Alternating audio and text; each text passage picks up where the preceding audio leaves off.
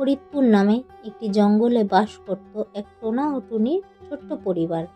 তারা ছিল খুব গরিব, কোনোভাবে তাদের সংসার চলে যেত। আর ছিল রাজামশাই। টোনা রোজ সকালে চলে যেত কাজে আর বাড়ি আসতো গভীর রাতে অনেক ক্লান্ত হয়ে। তারই মধ্যে ঘটে গেল এক ঘটনা। টোনা একদিন সকালে কাজে যাচ্ছিল প্রতিদিনের মতোই।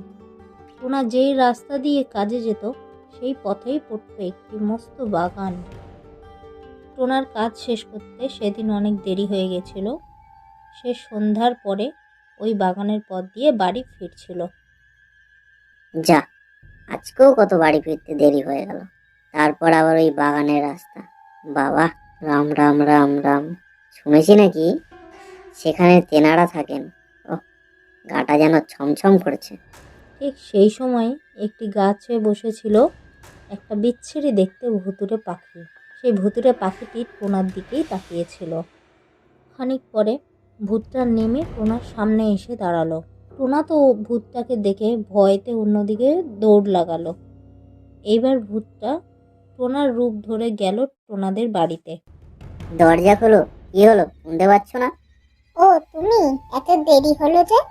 কেন, সে কথাটা কি আমি তোমাকে বলবো? দে, তাড়াতাড়ি আমাকে খেতে দে, আমার খুব খিদে পেয়েছে। দাঁড়াও দিচ্ছি। টুনির মনে সন্দেহ হলো। সে মনে মনে ভাবতে লাগলো, ও তো আমার সাথে এমন করে কথা বলে না, আমাকে কখনো তুইও বলে না। এরই মধ্যে আসল টোনা বাড়ি ফিরল। কই গো টুনি, বাইরে আসো তাড়াতাড়ি। আরে, টোনার গলা না? এটা কি করে হতে পারে? টোনা তো ঘরে, তাহলে বাইরে কে? টুনি বাইরে গিয়ে দেখলো। দেখে টুনি তো অবাক হয়ে গেল। আরে টোনা, তাহলে তোমার মতো দেখতে ঘরে ওটা কে? আরে, আমিই তো তোমার টোনা, তুমি আমাকে চিনতে পারছো না? আরে, এটা কি করে হয়?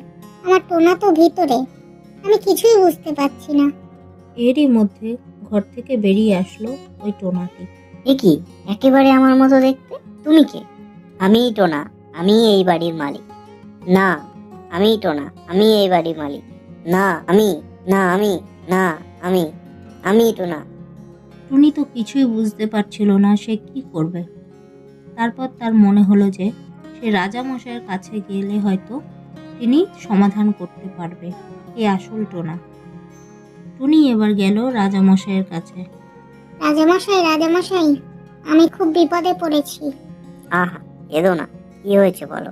রাজামশাই, আমার টোনার মতো দেখতে একজন আমাদের বাড়িতে এসেছে, কিন্তু আমি বুঝতে পারছি না কোনটা আমার টোনা। দুজনেই আমার টোনা বলে দাবি করছে নিজেদের। ও আচ্ছা, এই ব্যাপার। বেশ, ঠিক আছে, নিয়ে এসো তাহলে ওদের দুজনকে। রাজার কথা মতো টুনি ওদের দুজনকেই নিয়ে আসলো রাজামশাইয়ের কাছে। আচ্ছা, তোমাদের দুজনের মধ্যে আসল টোনাটাকে? আমিই টোনা মহারাজ। না, ওর কথা বিশ্বাস করবেন না মহারাজ, আমিই আসল টোনা। না, এইভাবে কোনো বিহিত হবে না। এবার মহারাজের মাথায় একটা বুদ্ধি এলো। আচ্ছা, তোমাদের মধ্যে যে রূপ বদলাতে পারবে তাকেই ভাববো আমি আসল টোনা। আমি পারবো না। আমি পারবো মহারাজ। বলে সে রূপ বদলে ফেলল। এরপর মহারাজ বলল, এই তোমার আসল টোনা, আর ওটা একটা শয়তান ভূত। যাও টুনি, তোমার টোনাকে তুমি বাড়ি নিয়ে যাও। মহারাজের কথা শেষ হতে না হতেই ওই ভূতটা ওখান থেকে পালিয়ে গেল। এরপর তারা বাড়ি গিয়ে সুখে সংসার করতে লাগলো।